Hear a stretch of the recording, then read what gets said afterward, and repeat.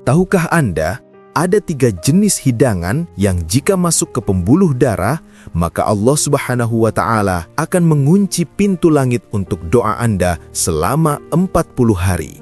Simak sampai detik terakhir, karena nomor 1 adalah jenis makanan yang paling sering dianggap halal di dapur kita, padahal aromanya sangat dibenci oleh penduduk langit. Assalamualaikum warahmatullahi wabarakatuh.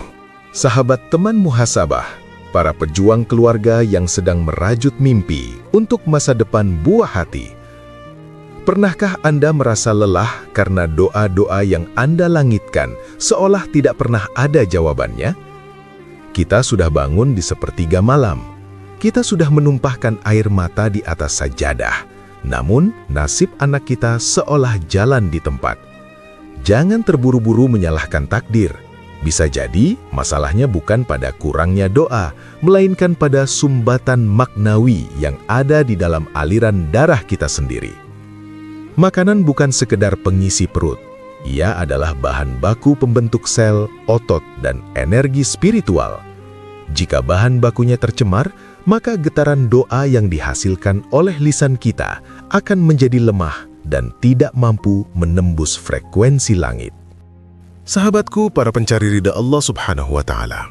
Sebelum kita membedah racun spiritual ini, mari kita bersihkan hati dan lisan kita dengan doa. Saya mendoakan sahabat semua yang menyimak tayangan ini, semoga Allah Subhanahu wa Ta'ala menjauhkan keluarga Anda dari harta yang haram, meluaskan rezeki yang thayyib, dan menjadikan anak-anak Anda mutiara yang berkilau bagi agama. Mari kita bersilaturahmi di kolom komentar. Dari kota manakah sahabat menonton video ini? Dan apa harapan terbesar Anda untuk kesuksesan anak-anak di masa depan? Tuliskan kota asal dan doa harapan sahabat sekarang. Terima kasih telah mendukung channel ini dengan memberikan like dan subscribe. Semoga menjadi amal jariah yang tak terputus. Nabi Muhammad sallallahu alaihi wasallam pernah menceritakan tentang seorang laki-laki yang melakukan perjalanan jauh, musafir. Rambutnya kusut dan berdebu. Dia menengadahkan kedua tangannya ke langit seraya berdoa, "Ya Tuhanku, ya Tuhanku." Padahal makanan orang itu haram, minumannya haram, pakaiannya haram, dan ia diberi makan dari hasil yang haram. Maka Nabi Muhammad sallallahu alaihi wasallam bersabda, "Bagaimana mungkin doanya akan dikabulkan?" Hadis ini adalah sebuah peringatan keras. Kondisi musafir biasanya adalah kondisi paling mustajab untuk berdoa. Namun semua itu dibatalkan oleh satu faktor, apa yang masuk ke dalam perutnya. Kita seringkali hanya fokus pada label halal yang tertempel di kemasan. Namun kita melupakan proses halal dari mana uang itu didapatkan. Makanan yang dibeli dari uang yang salah akan menciptakan DNA ketidakberkahan. Ketika DNA ini masuk ke tubuh anak, maka anak akan sulit dinasihati. Hatinya mengeras, dan mereka akan kehilangan daya tarik terhadap kebaikan. Inilah yang kita sebut sebagai lapar spiritual. Perutnya kenyang, tapi jiwanya gersang karena tidak mendapatkan asupan dari Allah Subhanahu wa Ta'ala. Bayangkan, jika setiap suap nasi yang Anda berikan adalah penghalang bagi anak Anda untuk sukses. Kita ingin anak kita melesat tinggi, tapi kita sendiri yang mengikat kaki mereka dengan beban makanan haram. Allah Subhanahu wa Ta'ala Maha Baik dan hanya menerima yang baik-baik saja, thayyib. Jika kita ingin Allah Subhanahu wa Ta'ala mendengar suara kita di tengah riuhnya miliaran penduduk bumi, maka pastikan saluran frekuensi kita bersih dari polusi makanan yang dimurkainya. Dalam video ini, kita akan membongkar 3 jenis makanan yang menjadi gembok langit. Kita akan belajar bagaimana mendetoksifikasi dapur kita agar setiap hidangan yang kita sajikan menjadi magnet bagi turunnya rahmat Allah Subhanahu wa Ta'ala.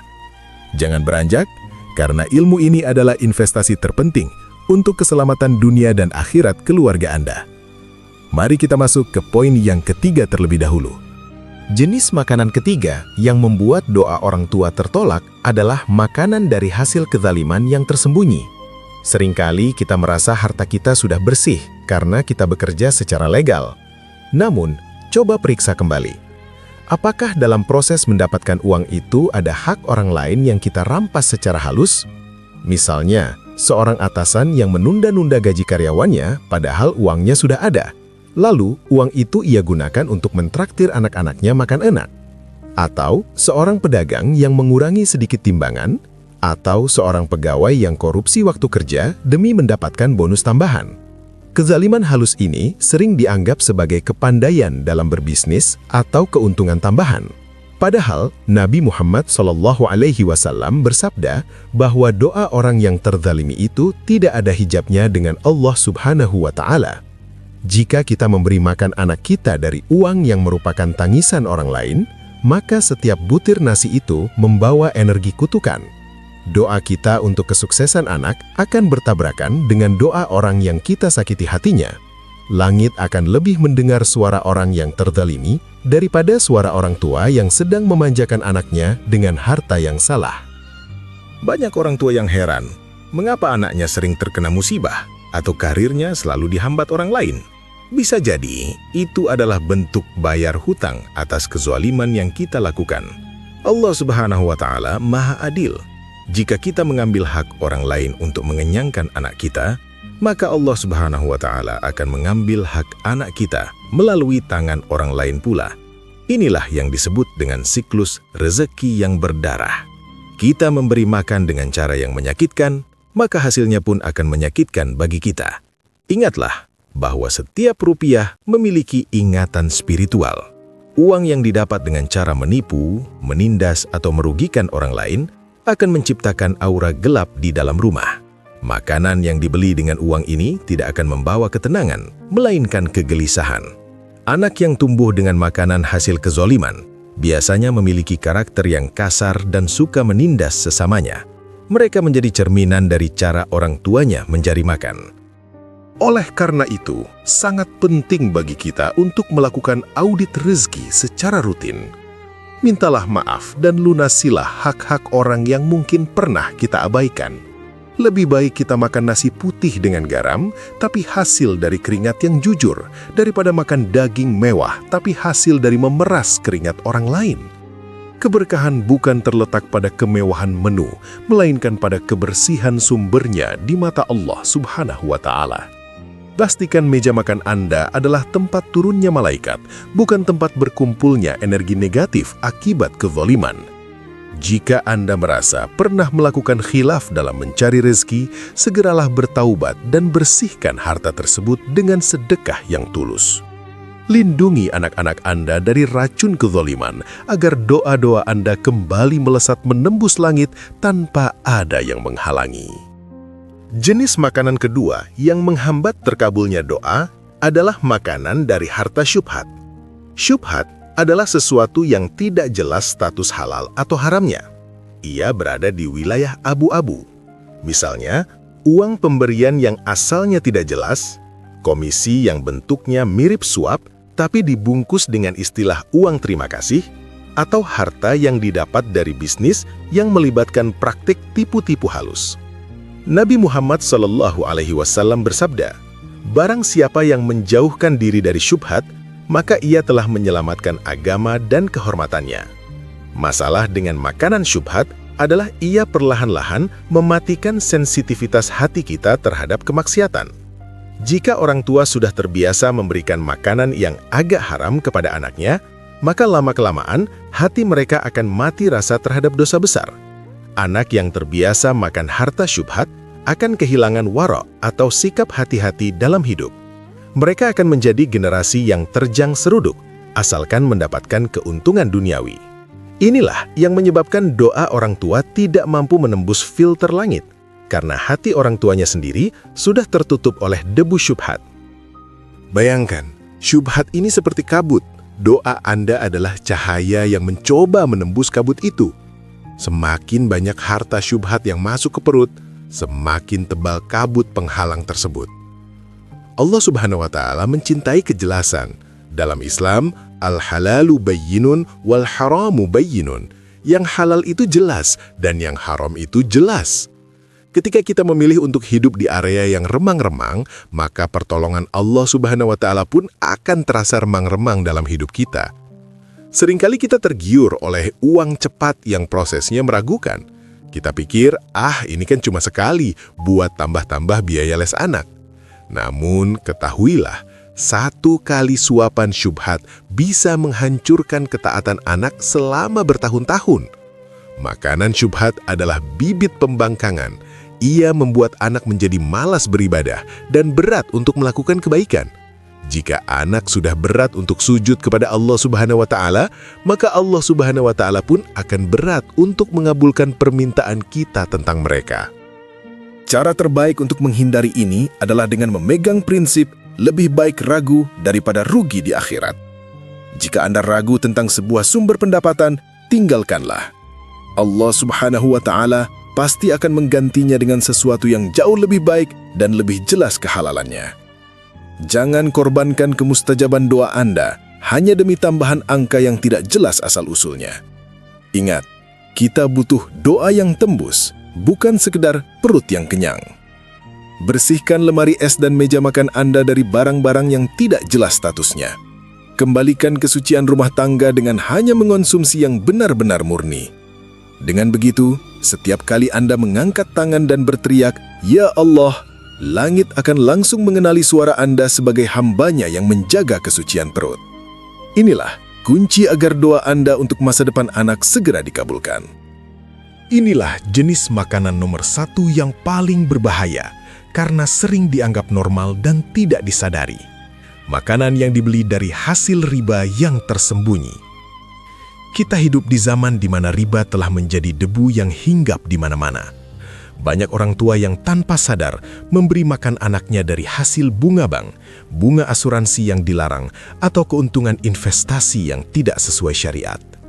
Allah Subhanahu wa Ta'ala memberikan peringatan yang sangat mengerikan dalam Al-Quran bahwa pelaku riba seolah-olah sedang menantang perang terhadap Allah Subhanahu wa Ta'ala dan Rasul-Nya. Coba bayangkan, bagaimana mungkin doa seorang hamba akan dikabulkan oleh Allah Subhanahu wa Ta'ala jika hamba tersebut sedang berada dalam status berperang dengannya. Memberi makan anak dari hasil riba adalah seperti memberikan racun yang paling mematikan bagi ruhani. Riba menghancurkan keberkahan dalam sekejap. Mungkin secara nominal uang Anda bertambah, tapi secara kualitas, uang itu akan menguap untuk hal-hal yang tidak berguna, seperti biaya rumah sakit yang terus-menerus atau masalah keluarga yang tak kunjung usai. Riba yang paling sering tidak disadari adalah yang terselip dalam diskon-diskon kartu kredit yang berbunga atau gaya hidup mewah hasil berhutang dengan sistem bunga yang mencekik.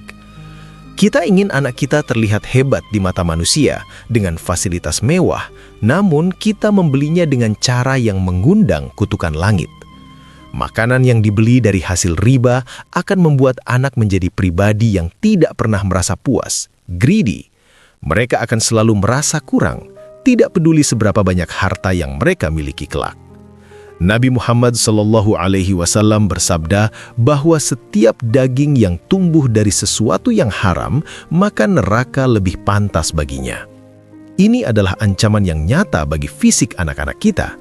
Jika sel-sel tubuh anak dibangun dari molekul riba, maka mereka akan memiliki alergi spiritual terhadap masjid, Al-Quran, dan nasihat orang tua.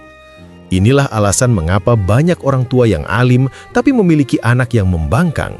Periksa kembali, apakah ada unsur riba dalam nafkah yang Anda berikan? Solusinya adalah hijrah finansial secara total. Jangan takut kehilangan fasilitas duniawi demi mendapatkan ridho Allah Subhanahu wa Ta'ala. Percayalah, rumah yang sederhana tanpa riba jauh lebih bercahaya bagi penduduk langit daripada istana megah yang didirikan di atas pondasi kutukan. Ketika Anda membersihkan harta dari riba, Anda sedang melucuti senjata perang Anda melawan Allah Subhanahu wa Ta'ala dan berganti menjadi hamba yang memohon perlindungannya. Saat itulah filter langit akan terbuka. Doa Anda untuk karir anak, jodoh anak, dan kesehatan anak akan meluncur tanpa hambatan karena lisan Anda tidak lagi tercemar oleh sisa-sisa riba. Kebahagiaan sejati tidak bisa dibeli dengan bunga bank. Ia hanya bisa didapatkan dengan ketaatan mutlak kepada pemilik rizki. Mari kita putuskan rantai riba ini sekarang juga demi keselamatan generasi kita. Setelah kita menyadari adanya 3 jenis makanan penghalang doa ini, apa yang harus kita lakukan? Langkah pertama adalah taubat nasuha. Akui di hadapan Allah Subhanahu wa Ta'ala bahwa selama ini kita mungkin lalai dalam menjaga asupan untuk keluarga. Menangislah di hadapannya, mohonkan ampunan untuk diri kita dan anak-anak kita yang telah memakan harta tersebut. Allah Subhanahu wa Ta'ala Maha Pengampun, Al-Ghafur, dan Dia sangat mencintai hambanya yang kembali ke jalan yang lurus. Pintu maafnya jauh lebih luas daripada samudra dosa kita. Langkah kedua adalah sterilisasi rezeki. Jika Anda masih memiliki aset atau uang yang tercampur dengan unsur haram atau riba, segeralah bersihkan. Salurkan ke kepentingan umum atau sedekahkan tanpa mengharap pahala dari uang tersebut sebagai pembersihan. Mulailah dari titik nol jika perlu, karena memulai dari yang sedikit tapi halal jauh lebih mulia daripada bertahan di tumpukan harta yang membawa bencana. Ingatlah bahwa Allah Subhanahu wa Ta'ala tidak akan membiarkan hambanya yang bertaubat hidup dalam kesengsaraan. Dia akan membuka pintu rezeki lain dari arah yang tidak pernah Anda duga. Langkah ketiga adalah mengganti dengan yang thayyib. Berikanlah anak-anak Anda makanan yang bukan hanya halal secara zatnya, tapi juga suci secara cara mendapatkannya. Makanan yang thayyib akan menghasilkan pikiran yang jernih, hati yang lembut, dan lisan yang ringan dalam berzikir. Anda akan melihat perubahan drastis pada perilaku anak Anda. Mereka akan menjadi lebih penurut, lebih mudah belajar, dan lebih berbakti kepada Anda sebagai orang tua. Inilah keajaiban dari makanan halal. Jadikan dapur Anda sebagai benteng pertahanan terakhir. Sebelum membeli sesuatu, tanyakan pada diri sendiri, apakah uang ini diridhoi Allah Subhanahu wa Ta'ala? Apakah makanan ini akan membantu doaku sampai ke langit? Jika jawabannya tidak, maka tinggalkanlah, seberapapun menggiurkannya barang tersebut. Kekuatan seorang orang tua bukan terletak pada ototnya, melainkan pada kemurnian doa-doanya. Dan doa yang murni hanya bisa lahir dari perut yang suci. Sahabat teman muhasabah, mari kita berjanji mulai hari ini untuk tidak lagi menyuapkan bara api ke mulut anak-anak kita. Kita ingin mereka sukses bukan hanya di dunia, tapi juga mulia di akhirat. Mari kita bangun masa depan mereka di atas pondasi yang kokoh, yaitu ridho Allah Subhanahu wa Ta'ala melalui nafkah yang halal dan thayyib. Dengan begitu, setiap kali kita mengangkat tangan, Allah Subhanahu wa Ta'ala akan menjawab, "Aku penuhi panggilanmu, wahai hambaku." Mari kita tutup renungan ini dengan saling mendoakan. Semoga Allah Subhanahu wa Ta'ala menjaga lisan dan perut kita dari yang haram dan menjadikan setiap suap nasi yang kita hidangkan sebagai pembuka pintu sukses bagi anak-anak kita. Terima kasih telah menyimak hingga akhir. Semoga video ini menjadi titik balik bagi keberkahan keluarga kita semua. Terima kasih ayah bunda, nafkah halal, doa terkabul. Wassalamualaikum warahmatullahi wabarakatuh.